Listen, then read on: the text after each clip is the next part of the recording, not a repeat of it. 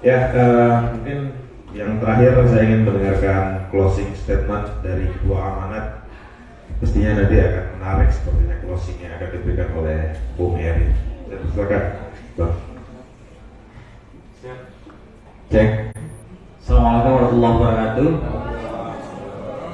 Ya, masih semangat walaupun sudah siang ya, karena ada yang belum makan. Ini bisa saya bayangkan bagaimana situasi Lombok Tengah gitu kan, sedang berhadapan dengan nasi kotak gitu kan, pasti gejolak yang cukup dahsyat lah. Tapi biasa, dalam perjuangan itu biasa. Kita yang menggerik, orang lain yang makan itu juga biasa. Jadi hal yang biasa saja gitu. Karena memang tujuannya tentunya kan. Jadi ada beberapa hal yang saya klarifikasi nanti. Yuk kalau ada yang lewat, nanti tolong saya diingatkan ya. Yang pertama Pak Kades, saya sudah cukup banyak diskusi dengan beberapa kades terutama yang di lingkar tambang. Betapa misalnya kemarin kita miris kondisi di Desa Tatar ya, radius hanya sekian kilo dari pusat tambang gitu ya. Lampu penerangan jalan tidak ada, kondisi jalan tidak baik begitu ya, kemudian fasilitas umum juga tidak memenuhi seperti itu. Jadi lucu sekali gitu. Jadi ibaratnya ya teman-teman yang di lingkar tambang mohon maaf hanya dapat limbahnya saja atau tainya saja gitu kan, yang nanti tentunya akan berujung bencana. Saya sudah sangat sering sekali berdiskusi Pak Kades.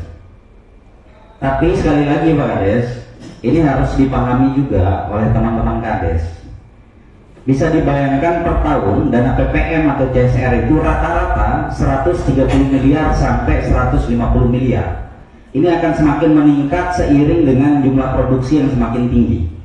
Misalnya di tahun 2021 itu pecah rekor, ya, Aman Mineral itu pecah rekor, di mana penjualan konsentrat mereka itu di angka 1,2 miliar US dollar atau setara dengan 14 triliun. Sehingga tentunya kewajiban BPM itu semakin tinggi. Oleh karenanya saya sekarang berbalik Pak Kades, ya. Kalau saya dari awal gerakan amanat, saya sampaikan ke teman-teman bahwa amanat ini hanya cara saja, dan ketua amanat juga bukan doa begitu. Jadi tidak bisa juga menentukan nasib teman-teman. Karenanya saya sampaikan dari awal, buat teman-teman yang ingin mengambil jalan lain dari sisi perjuangan ini, dianggap sudah usai silakan. Saya katakan dari awal sampai ini tuntas, sekalipun sendiri, saya akan tetap bertahan dengan perjuangan ini. Apalagi alhamdulillah saya masih dibersamai dengan teman-teman yang punya komitmen. Oleh karenanya saya secara pribadi terima kasih, hari ini saya cukup berbangga, berbahagia karena dukungan datang dari masyarakat. Ini nanti kita implementasikan dalam tindakan nyata, tidak hanya kita berbicara.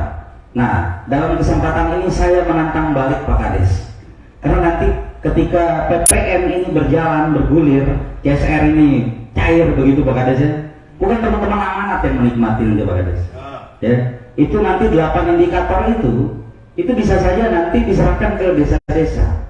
Bayangkan saja kalau nggak salah nanti diperbaiki Pak Kades ya, 57 desa berapa kelurahan? 7 ya, 8 kelurahan ya, 58 dan 8 kelurahan, hanya 60 sekian desa Pak Kades dan kelurahan. Kalau dikasih 1 miliar saja untuk desa, itu hampir sama dengan anggaran yang Pak Kades terima itu. Ya, artinya dari 130 sampai 150 miliar Pak Kades, masih banyak sisanya kok. Hanya 60-an miliar yang habis dalam setiap tahun. Oleh karenanya saya menantang Pak Kades sekarang. Salam hormat buat teman-teman kepala desa di Sumbawa Barat. Ayo kita bersama-sama memperjuangkan ini. Undang amanat, amanat akan menggandeng seluruh kepala desa untuk memperjuangkan hak-hak masyarakat di desanya. Yuk pada situ. Kemudian yang berikutnya, saya terus terang terbuka karena ini juga dilihat.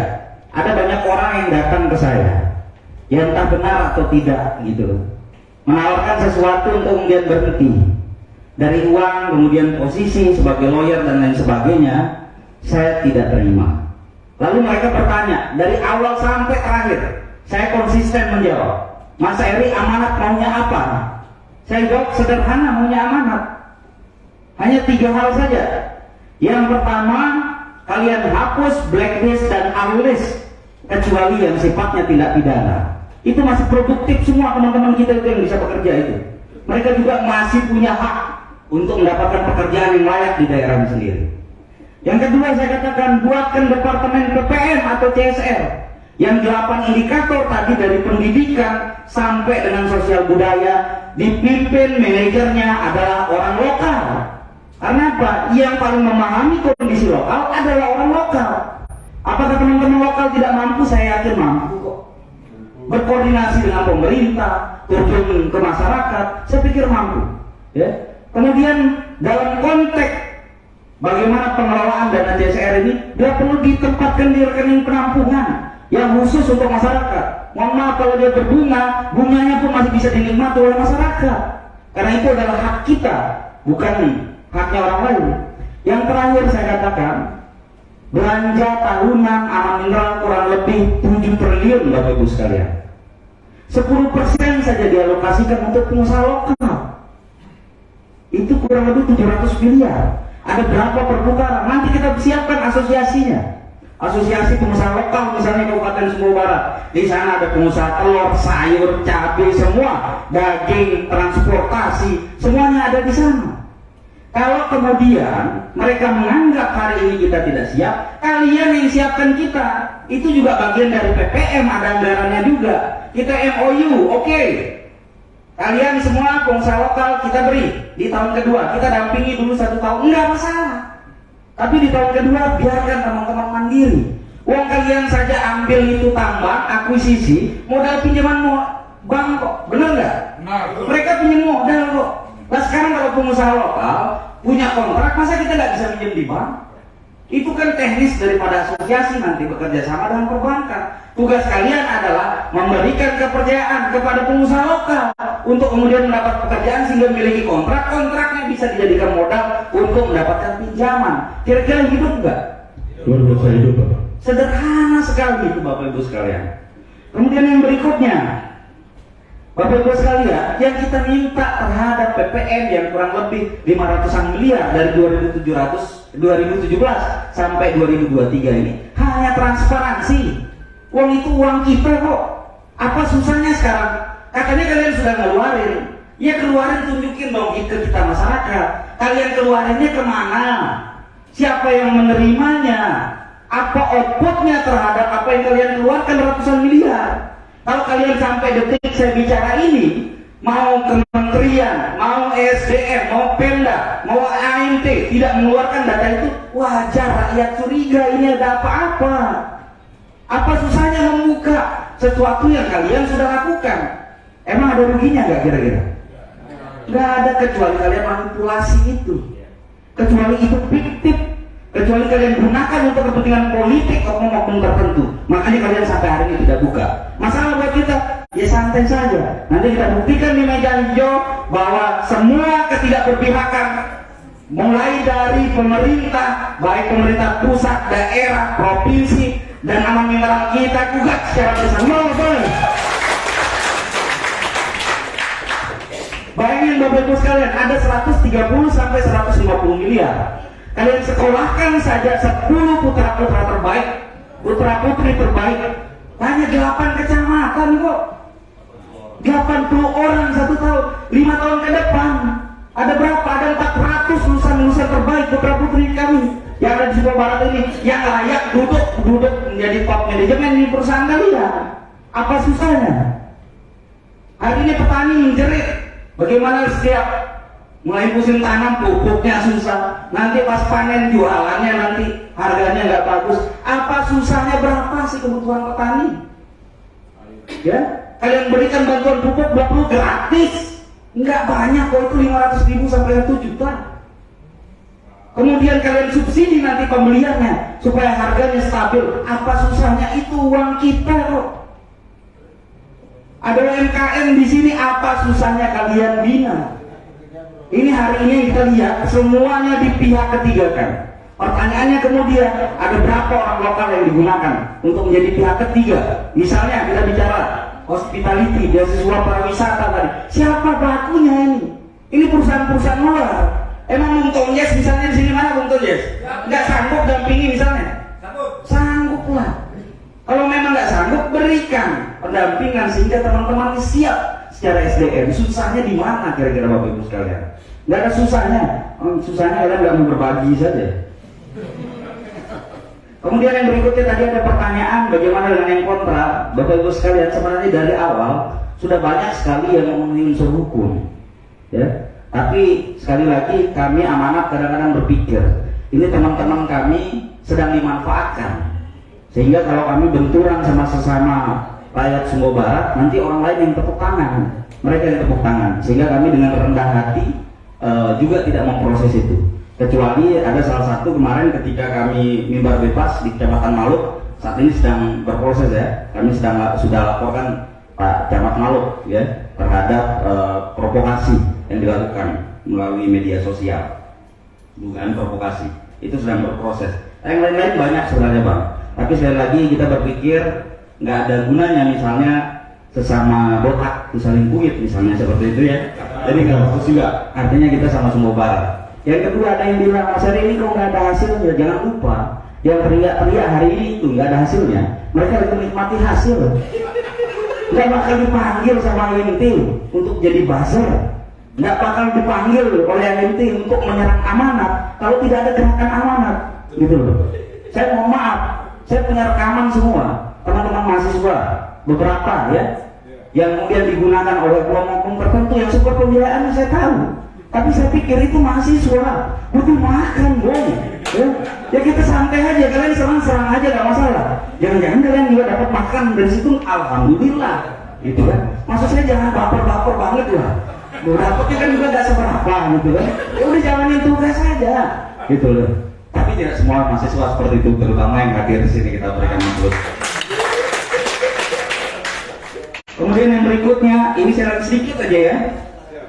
Tadi saya lagi duduk di sini ketika Bang Yan bicara, saya dapat kiriman koran dari Jakarta bahwa Aman Mineral lagi fokus IPO.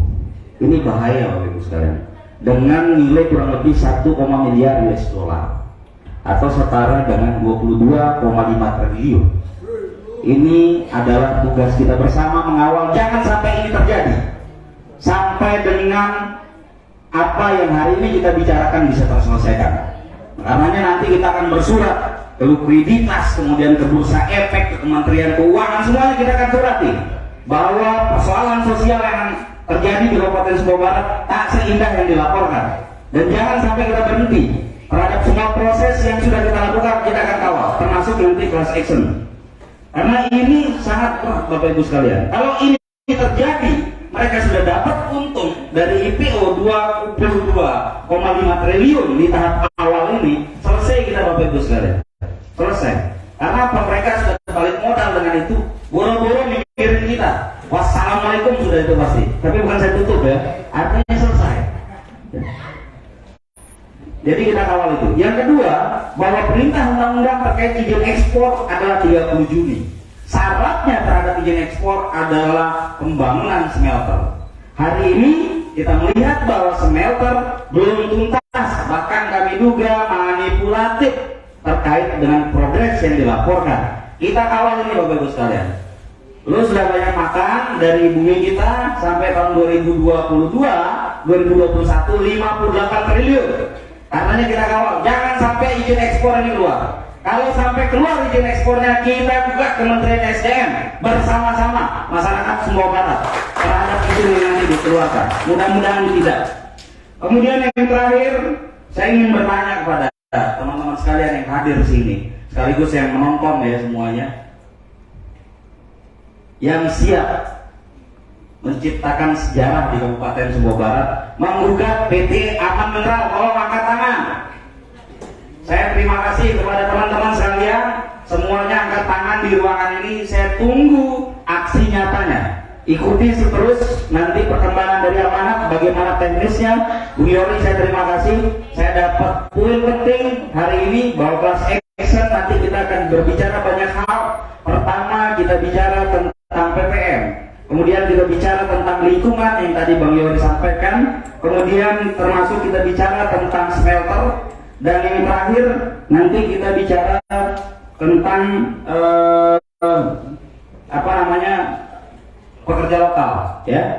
Jadi itu nanti kita simpulkan. Ada yang lewat saya?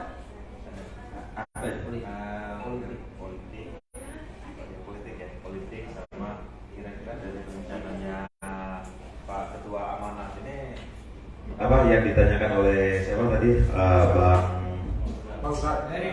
oleh Bang Fauzan. Oke, saya copy puncak.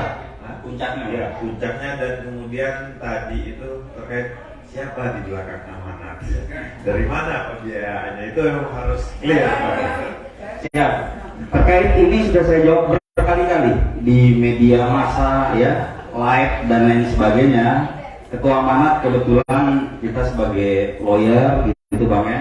Kemudian saya juga ada kontrak beberapa perusahaan. Kemudian kami juga di amanat memiliki relasi-relasi baik yang hari ini mensupport, bahkan tokoh KSP juga banyak yang membantu kita. Yang tidak mau disebutkan namanya, itu membantu kita. Bahkan ke depan untuk menghindari kecurigaan, saya justru sangat bersyukur. Misalnya nanti ada celeng gitu kan, celeng amanat gitu kan untuk menuju class action gitu kan, 500.000 begitu kan, dikumpulkan sama masyarakat, kita justru bersyukur. Misalnya nanti duitnya untuk buat baliho, jumlah anggaran PPM tahun 2022 pasang besar-besar misalnya di desa, supaya orang lewat desa, ini banyak juga duit kita ini, duitnya kemana, misalnya seperti itu. Nanti kita akan bahas itu. Siap. Betul. Kemudian pertanyaan tadi puncaknya kapan? Ya kita nggak pernah tahu puncaknya kapan ya Bapak Ibu sekalian. Yang pasti perjuangan akan semakin sulit ketika mereka berhasil IPO dan izin ekspor diperpanjang. Selama dua hal ini kita bisa mampu bergerak bersama-sama untuk memastikan kewajiban-kewajiban mereka terhadap kita dalam konteks persiapan masyarakat Sumbawa Barat pasca tambang. Insya Allah ya, insya Allah mereka akan berpikir ulang kalau dua ini bisa kita berjuang bersama-sama untuk menahan ini. Karenanya terkait class action kita menargetkan di bulan 3 nanti gugatan sudah masuk. Teknisnya akan kita maksimalkan dalam 1-2 minggu ini. Saya juga sudah ketemu dengan 5 ahli yang tadi saya sudah sampaikan, itu akan membantu kita gratis. Itu dari universitas-universitas ternama yang ada di Indonesia. Dan ada UI, UNIT, kemudian UNPAD, macam-macam ya. Itu juga ada aktivis-aktivis tambang. Alhamdulillah 10 hari terakhir ini kita koordinasi cukup maksimal dan mereka semua support tanpa biaya membantu kita. Ini berkat relasi-relasi yang tentunya diberikan oleh kawan-kawan kita. Terima kasih juga yang tidak bisa saya sebutkan satu persatu. Nah, ini pertanyaan yang terakhir ya, politik katanya ini. Amanat hari ini tidak berpolitik ya. Kalau kemudian misalnya secara personal mungkin nanti kita pertimbangkan, tapi ada juga pertimbangan-pertimbangan lain. Bagaimana misalnya hari ini dinamika politik yang ada di Sumbawa Barat ya cenderung pragmatis gitu kan. Nanti kalau ketua amanat misalnya seperti bahasanya apa, suruh maju ke eksekutif, ya duitnya dari mana kan, kita bingung juga ini kan. Ngumpulin teman amanat aja di sana mati gitu kan, terus disuruh goyang jadi eksekutif deh. Ya tapi nggak tahu semua perjalanan, yang pasti kita niatnya lurus gitu, baik. Ya mudah-mudahan Allah Subhanahu Wa Taala mempermudah segala proses ini. Tapi kalau misalnya tadi disampaikan bagaimana kita misalnya mendatangi beberapa calon, salah satu calon, ini terus terang kawan-kawan sekalian, kami sudah berusaha ya, yang kami anggap itu tokoh superstar gitu ya, anggap berani pasang badan, ternyata nelpon juga sebelum acara gitu kan, dan itu nggak satu orang, beberapa orang lah, dan baliho sudah di mana-mana juga. Bukan kita tidak siap, tidak ya, tapi kami belum siap melawan tambang. Nanti insya Allah kalau kami jadi bupati, kita akan berjuang bersama ya. Kalau dapat jadi bupati, kalau enggak gimana, kan repot juga, perjuangan terakhir gitu. Oke, ini intermezzo semuanya. Saya terima kasih, saya semakin semangat. Nanti kita akan buatkan petisi, dan insya Allah teman-teman sekalian mungkin dalam 10 hari ke depan di kantor amanat, di sekretariat amanat ada ruang podcast. Semuanya bebas berbicara di sana, mau bicara apa saja, tidak hanya bicara tambang, bicara tentang asmara misalnya buat yang belum menikah seperti Dinda Yudi bisa. Pokoknya kita siapkan ruangan di sana untuk berbicara apa saja. Apalagi kalau bisa bicara tentang tambang begitu kan. Ya mungkin disampaikan, nanti kami nggak dapat apa-apa ini selama ini, ya disampaikan aja di sana, ngomong bebas. Dan nanti ada lisensi khusus sebelum masuk ruangan bahwa akan dilakukan pendampingan khusus apabila ada yang masukin laporan gara-gara ITE salah ngomong ya, nanti kita pendampingan khusus. Oke, terima kasih sekali lagi buat teman-teman, apresiasinya saya secara pribadi dan secara kelembagaan teman-teman amanat mengucapkan terima kasih. Di sini juga melalui mimbar ini ya, sebelum saya akhiri, saya juga ucapkan terima kasih kepada teman-teman amanat yang sudah tidak bersama lagi, yang sudah memilih jalan lain ya. Itu memang pilihan dan itu biasa saja ya. Tetap semangat juga untuk gimana? Oh iya. Tetap semangat untuk teman-teman yang memilih jalan lain, jangan khawatir, amanat tetap masih ada dan kami tetap akan berjuang. Persaudaraan kita tidak akan putus. Itu hanya persoalan pilihan yang tentu konsekuensi dan lain sebagainya itu sudah ada di masing-masing. Yang pasti saya terima kasih banyak terhadap perjuangannya dari awal walaupun tidak sampai finish. Terima kasih. Assalamualaikum warahmatullahi wabarakatuh. Waalaikumsalam warahmatullahi wabarakatuh. Jadi selain ganteng, Pak Ketua Amanat ini cerdas, humoris juga ya. Hanya orang-orang tertentu kadang bisa membuat kita tertawa terlepas di forum-forum diskusi seperti ini. Terima kasih Pak Bung Eri atas closing statementnya. Bang Yan, terima kasih udah jauh-jauh dari Mataram. Jadi Bang Yan itu semalam nyampe Taliwang nih, bela-belain untuk isi acara kita. Sekali lagi terima kasih banyak Bang. Ini adalah satu hal yang memang luar biasa bagi kami. Semoga ini menjadi nilai ibadah Bang. Sekali lagi kita luruskan niat kita, tidak lain tidak bukan kita berbuat untuk memperjuangkan hak rakyat, tidak untuk kesejahteraan kita pribadi ya. Mungkin itu saja yang dapat kami sampaikan. Saya mewakili rekan-rekan yang lain, mohon maaf apabila dalam proses diskusi ada hal-hal yang kiranya kurang berkenan, baik itu dari penyambutan, dalam proses dan penutup. Dari lubuk hati yang terdalam, mohon kiranya kami dimaafkan. Wabillahi taufiq wal hidayah. Wassalamualaikum warahmatullahi wabarakatuh. Mohon kiranya bagi rekan-rekan peserta kita bisa foto bareng dulu, foto bersama. Ini juga sebagai catatan sejarah kita. Ya, kita di depan.